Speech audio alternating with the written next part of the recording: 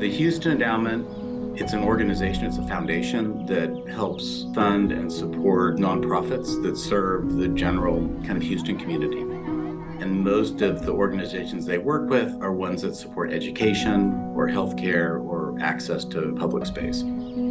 Up until very recently, have had a very low-profile head office space in a tower in downtown Houston. And I think they reached the conclusion that that wasn't really compatible with the organizations they work with. And it was a little bit of a barrier for them to visit. So they wanted to move out of the tower and move to a more accessible location in the city. And so then they started an international call for work.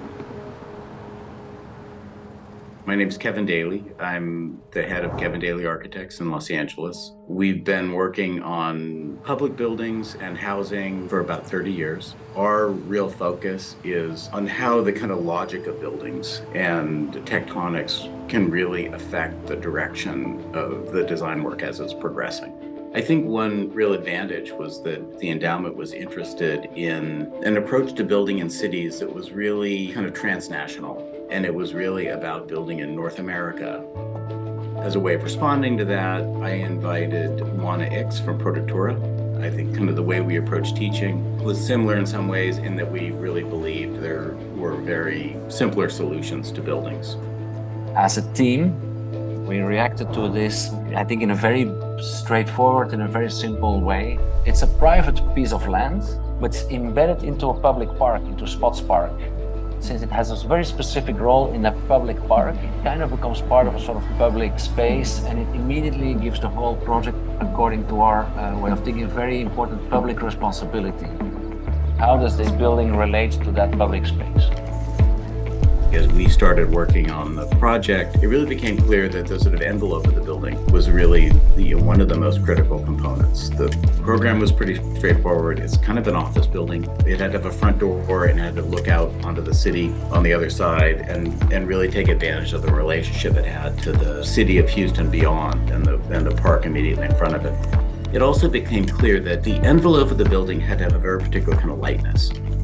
Light in the sort of visual spectrum. It had to be able to shade itself. It had to be able to kind of reflect the heat. And then in addition to that, I think we started to come to the realization that the envelope itself should be physically light as well. We should really reduce the mass of the building as much as we could in order to not build the thermal load that then the building would have to reject. If this is a building that has to be part of a park landscape, why don't we try to create a sort of huge canopy that kind of continues the canopy of trees that gives shade and protection to the park underneath it, that our building would also have a canopy that gives shade and protection to the building underneath it.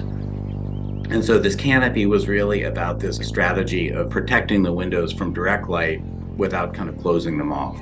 It's basically a sort of very light structure that filters light through the canopy, and that the building underneath is a sort of open scaffolding of different boxes and terraces that kind of happen underneath that canopy. Now the good thing is that also allows us to use that canopy as a sort of solar roof, generating solar energy for the building. So there's a large geothermal installation and then the solar installation on the roof. The form of the building is actually relatively simple, but we wanted to break down the scale of this and really give some rhythm and some definition to the form. The scallop panels really brings the form to life and works in harmony with the perforated shading canopy above. So when the light flows through the canopy and hits the facade, you see this distorted version of the shadow or the light and how it meets the surface of the scallop panels.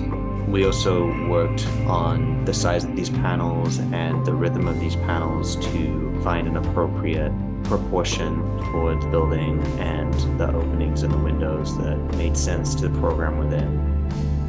It's very interesting to see, if you're a good architects team, that you understand a lot of the input you need comes from without your own little firm. That means that in the next steps in the final development of the project, that we really needed a very strong partner to help to design together with us that canopy. And that's at a certain moment when we decided to bring Kinetica to the table, because we really needed a very smart, a very hands-on partner that could give us the required design assist to kind of resolve all these ideas we had in our heads.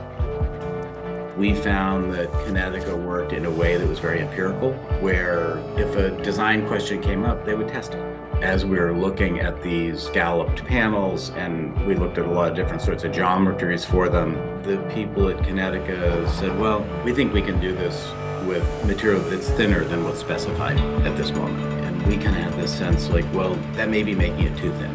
And what we were worried about was that as the heat in Houston caused the panels to kind of, expand, in the kind of direct sunlight, we were worried that the thinner material would start to telegraph through the panels, and we'd see connection points and welds and things like that. And what Kinetica did instead was fabricate some panels in the thinner material, set up some big propane heaters, and direct the heaters onto the panels, and recorded it and put digital thermometers all over it. And for us, that was just sort of empirical testing that was really unusual, but really, I think, really essential to the way we all, as kind of designers and fabricators, have to come together and kind of coalesce around a fixed idea and a solution.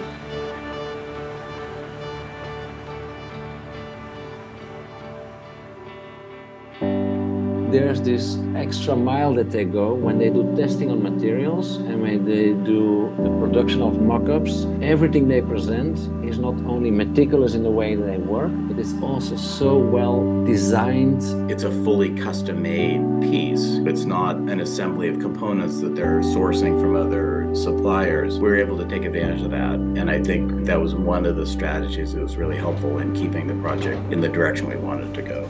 Kinetica was really interested in taking on the whole project. They could do the entire canopy and custom fabricate that, and almost as a separate project, develop the panels for the walls and the cladding and integrate that with the glazing system and things like that. So it was almost like two projects had to come together as a single project, and there were really substantial differences in how they were fabricated and how they were rationalized, but still having sort of a common source for them, I think, was really beneficial for the project.